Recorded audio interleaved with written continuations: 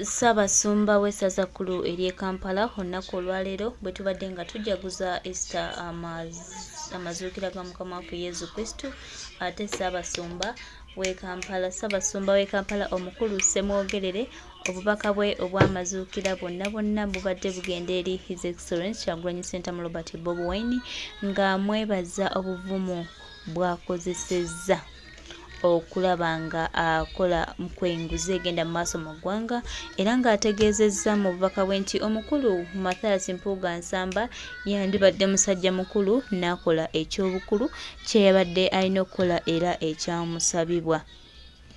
Baganda bange mikwano gyange embeera bwetyo bw'eri ne Ssabasumba omukulu amuvuddemu kubanga alabye nga omukulu yali mu mbeera omukulu yali mu nsobi era nga yandibadde yeetondera eggwanga awamu ne Banayuganda era obubaka bwa Ssabasumba bubadde bulungi nnyo tweyanziza nnyo twesiimye nnyo Mukama waffe okuba nga obaddewo naffe era tusaba Omukama atukukuumire atutambuze wamu tube nga tutereeza eggwanga. Obubaka bwa Ssabasumba obulungi bubadde bulungi nnyo nnyini ddala era nga Ssabasumba ebigambo bye eby'omwoyo bannange bibadde bitutuukirako nnyo nnyini ddala ate nga tusaba mwenna Bannayuganda mwenna b'eggwanga lino nammwe abakulembeze mwenna abaagala eggwanga lino litambule nga ligenda mu maaso bannange tuwulirize nnyo obubaka tuwulirize nnyo ekigambo tumanye nti nno wano we tuli teririwo ensonga era tujja kutambula tunonona eggwanga naye bwe tunaabeera mu kusika emigwa bwe tunaabeera okubuulira abo abataagala kuwulira bye tubagamba ate ng'oluusi tuba tubagamba mazima Uganda eyinza otukaluubiriza kambawo embeera Ssabasumba gy'abaddemu ate nga yeebaza His Excellency Delegate President of Uganda olwaleero nga tukuza amazuukira ga Mukama waffe Yezu Kristu olunaku olwaleero wano ku Lubaga Cathedral era nga His Excellency Delegate President of Uganda Kyagulanyi Ssentamu Robert Bobi Wine abaddewo bulungi okuweereza Omukama tweyanziza nnyo Pulezidenti waffe gwe bali kujaguza amazuukira ate mu mbeera ey'ekitiibwa ate era n'essanyu n'obubaka bwa Ssabasumba nabwo tubweyanziza. In the cathedral this morning, and I would like to thank him, and I wouldn't want to repeat those he recognized. Nevertheless, allow me to welcome Honorable Minister Jesse Muyingo, State Minister for Higher Education, who is with us.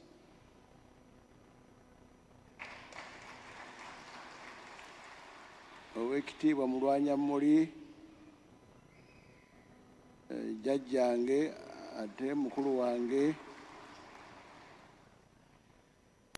ate ne owekitiibwa Martin Kasekende batudde ku ludda olwo n'abalala abali eyo. Then our Member of Parliament of this area, Alozio, ate ne mutabani waffe mutabani wange owekitiibwa Kyagulanyi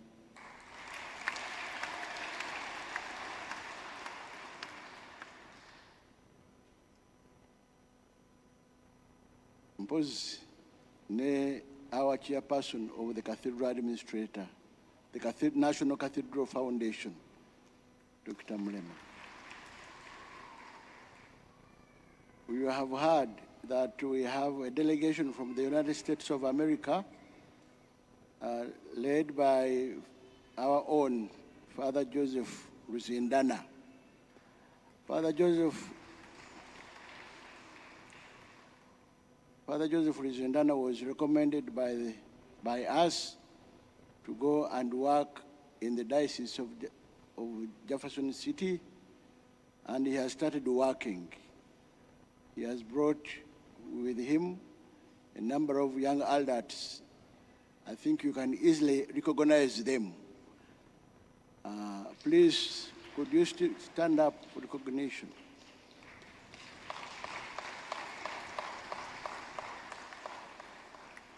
Thank you for coming. Several Ssabasumba Augustine Kasujja, we We need to thank the Lord for this triumphant holy day when Christ, our Redeemer, conquered death and procured our salvation. This is the day of the resurrection, the day of new life, the day of hope. I therefore renew my wishes for a happy Easter to all of you. We thank the Lord for all the good we have gained in our Lenten feast season. We fasted both bodily and spiritually. I also send my deepest sympathies to all who have faced various difficulties here and there, including sickness and the loss of loved ones. We pray that the risen Lord heals and comforts you through the power of his resurrection. The Lenten period, which I have just completed, prepares us for Easter by calling us to a season of fasting, of prayer, and of almsgiving, doing the acts of mercy. However, the quest for living well does not end with Lent. It extends into the Easter season and beyond. We have been disciplined, I'm sure, during the Lenten season. Let us not destroy our Lenten season by misbehaving after the season of Lent. We have risen from the dead. Let us live with Jesus Christ. The resurrection of the Lord holds a central place in our Christian faith, marking the culmination of God's plan to liberate humanity from the bondage of sin. Despite our sins and disobedience, God did not abandon us to the domain of death. He defeated death itself, and through his resurrection, he restored us to life. He shattered the chains of sin and reinstated mankind to the freedom of being God's children. This is the Paschal mystery, the core of our salvation, the very reason for our joyful celebrations today and the entire season of Easter. The word of the Lord attests to the truth of the resurrection. In the first reading from the Acts of the Apostles, Peter proclaims the good news of Jesus Christ to Cornelius and his household. He speaks of Jesus' ministry, his death on the cross, and most importantly, his resurrection from the dead. He presents himself as an eyewitness of this profound mystery that God raised Jesus on the third day, and that they ate and drank with him after he rose from the dead, as we read in Acts of the Apostles, chapter 10. Similarly, in the Gospel according to John, chapter 20, we encounter the account of the empty tomb on that first Easter morning. Mary Magdalene, Peter, and the beloved disciple find the stone rolled away and the tomb empty, and the linen clothes lying there. Dear brothers and sisters, these two accounts remind us of the historical reality of Jesus and his resurrection. It was not a myth, not a mere story, not a mere symbol, but a concrete event that transformed humanity history. Indeed, our Lord and Savior defeated sin and death through his suffering and rising from the dead. Therefore, we too are called to rise to newness of life, leaving behind the old self and embracing the new life offered to us through him. St. Peter, in the second reading you have heard, calls us to set our minds on things that are above, where Christ is seated at the right hand of God. He challenges us to live as resurrected people, to put to death the old ways of sin and embrace a new way of being in Christ. As followers of Jesus, we are called to clothe ourselves with compassion, kindness, humility, gentleness, and patience, bearing with one another and forgiving one another as the Lord has forgiven us. This compels us to confront and combat the vices that plague our society. The vices were well articulated in the joint statement of the Uganda Joint Christian Council of Good Friday. And we mentioned corruption, intolerance, gun violence, land grabbing, and other injustices that we witness today. These are contrary to the gospel values of righteousness, peace, and integrity. Any Christian who believes in Jesus Christ, risen from the dead, should avoid such vices. As we rejoice in the Easter celebration, let the self-discipline and spiritual growth cultivated during Lent inspire us to lead lives characterized by virtue, holiness, and generosity throughout the year.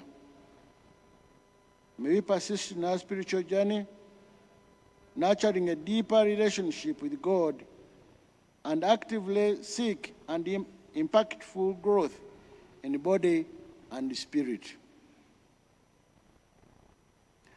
Bassebo ne bannyabo mbaaniriza nnyo, mwebale okujja, mwebale kuyita mu nkuba, Kereziya tusanze ejjudde, ate n'abaasoose baagijjuzza. Twebaza Omukama aterezezza ku budde.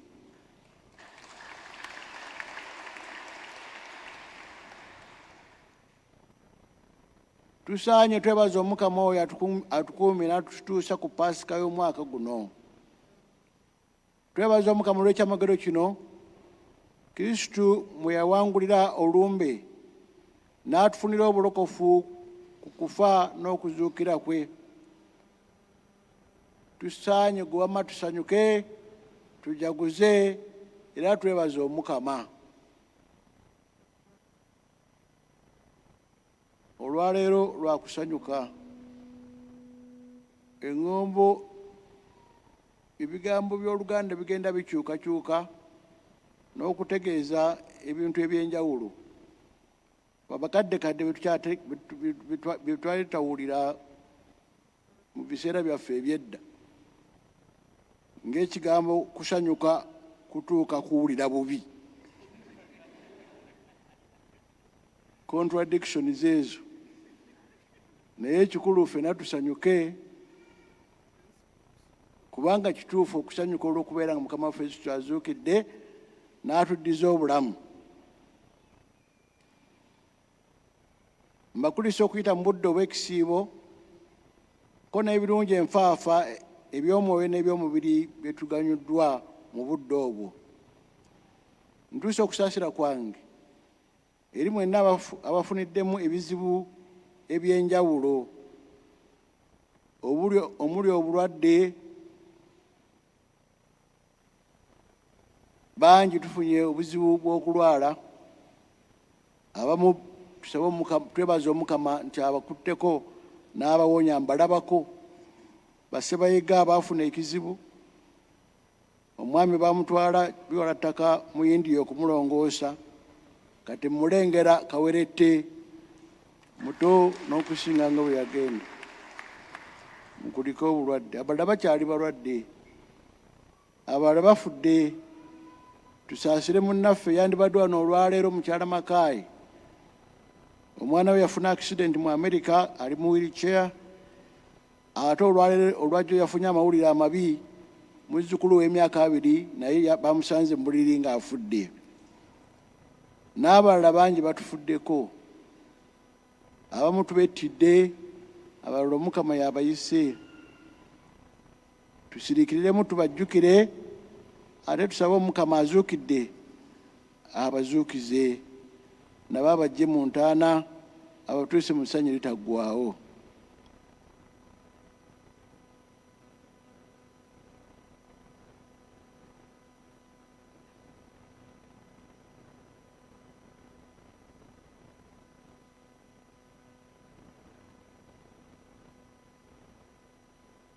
Ayi Mukama w'ekimula ekitaggwaawo,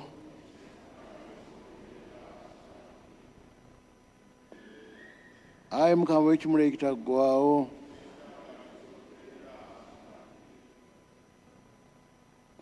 ayi Mukama w'ekimula ekitaggwaawo,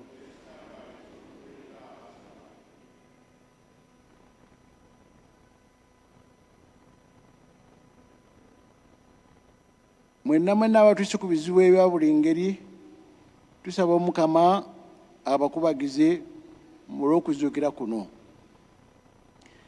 Kitaffe Kalinaali Wamala, oba tugambe jjajjaffe abamu, gy'ali mulamu era abatumidde nnyo.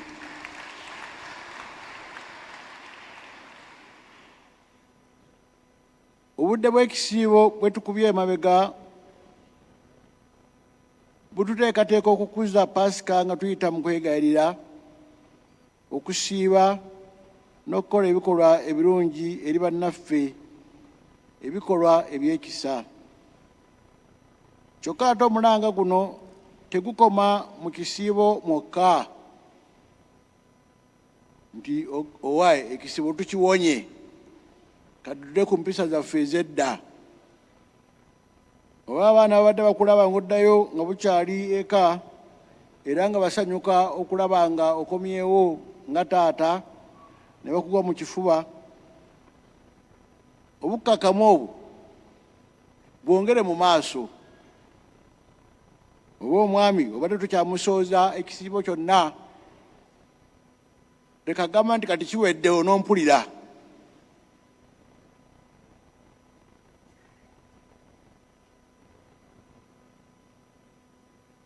Oba obadde enjogerayo oyogera bisatu n'okubawo ogugamba ogunene,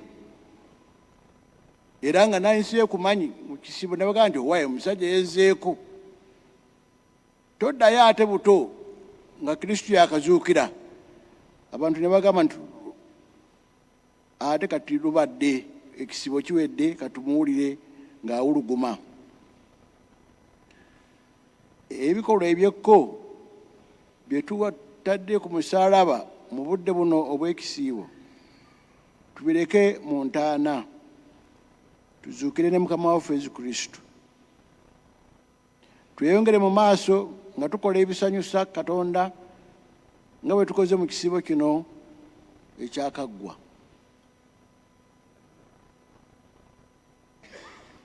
Abooluganda abaagalwa, ku kyamagero kya Pasika kwe kusimbye okukkiriza n'okusuubira kwaffe ng'Eklezia ya Katonda, anti enteekateeka ya Katonda ey'okununula abantu lwe yatuukirizibwa yadde twali boonoonyi Katonda teyakkiriza olumbe kutwefuga wabula yasindika omwana we omwagalwa ennyo yennyini ne yeewaayo ng'ekitambiro nga ke kaliga ddala akaggyayo ebibi by'ensi. Bw'atyo mu kufa kwe yawangula walumbe, ate mu kuzuukira kwe n'atuddiza obulamu. Yoyo yamenyaamenya amaanyi g'ekibi n'atuddiza ekitiibwa eky'okuyitibwa abaana ba Katonda. Kale nno abooluganda abaagalwa, kino kyekyamagero kya Paasika, ekyamagero ky'okununula kwaffe, ensonga enkulu etukuŋŋaanyizza enkya ya leero mu ssanyu eringi ne tujaguza. Tuwulira ekigambo kya Katonda ate kibadde kirungi, n'abakisomye bakisomye bulungi, tubeebaza nnyo. Mu ssomo erisooka mu kitabo ky'ebikolwa by'abatume omutwe ogw'ekkumi, tuwulidde Peetero omutume ng'ayigiriza amawulire agasanyusa mu nnyumba ya Koloneriyo yali Senturiyo. Tuwulidde Peetero ng'ajulira obulamu n'obutume bwa Yesu Kristo, omuli okubonaabona n'okufiira ku musaalaba, mpozzi n'okusingira ddala okuzuukira kwe mu bafu. Era Peetero yeesowoddeyo ng'omujulirwa bye byonna, naddala nti Katonda yazuukiza Yesu ku lunaku olwokusatu. Ate bo abaali naye emikwano gye baalya ne banywa naye ng'amaze okuzuukira mu bafu. Obujulizi obulaga nti ddala Kristo yazuukira ye Peetero okuwaayo obulamu bwe, n'agamba sisobola kulimba oba munzita munzite. Sisobola gamba nti Kristo azuukiranga. Okusooka sisobola gamba nti tafanga ku lwaffe, era sisobola gamba nti tazuukiranga kuba nakirabako. Temusobola kungula kwogera bikyamu.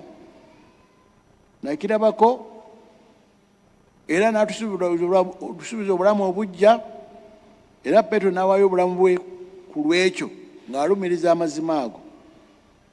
Yafiirira ekyo ng'akakasa nti Kristo mulamu, ate naye ne bw'anaafa ajja kumutuusa mu bulamu obutaggwaawo. Na buli kati Kereziya ekyanywedde ku musingi ogwo ogwa Peetero, bwe tulamaga e Roma ffenna tugenda okwo ne tufuna emikisa egy'enjawulo nga tugamba omusajja ono yakkiriza, newankubadde yali mutene mu bulamu bwe obwa bulijjo, naye Kristo yamukozesa ebyewuunyo eby'amaanyi, n'amuyigiriza mukulu, n'akulembera Ekereziya ng'amufudde olwazi, ng'amuwadde ekisumuluzo ekisumulula byonna. Yakakasa nti Kristo yafa n'azuukira, ate naye n'ayawaayo obulamu bwe. Tetusobola kubuusabuusa mu ekyo, kubanga bino si bugero olw'okunyumisa, naye kyafaayo ekikulu ekyaliwo. Mu ngeri y'emu, Evangiri Yowaana omutwe ogwabiri etubuulidde ebyaliwo mu matulutulu ku lwaddirira Sabbaato. Mariya Magdaleena yagenda ku ntaana n'asanga ng'ejjinja liggiddwawo. Mu kweraliikirira okungi yadduka mbiro okubuulirako.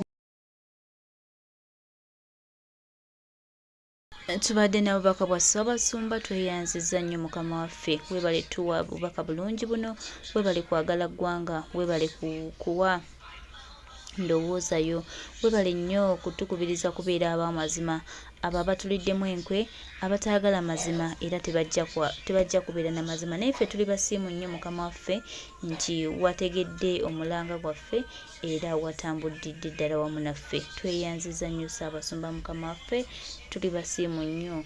Tusaba Mukama Katonda akutukuumire, akutuwangaalize, akutukulemberere, atutuuse eyo yennyini gye twagala okutuuka. Era tuli basiimu nnyo okubanga His Excellency the President of Uganda Kyagulanyi Ssentamu Robert Bobi Wine ate abadde wamu naawe obadde wamu naye mu mbeera eno ey'okwagala okukuza olunaku lw'amazuukira olw'essanyu ate olw'omuwendo.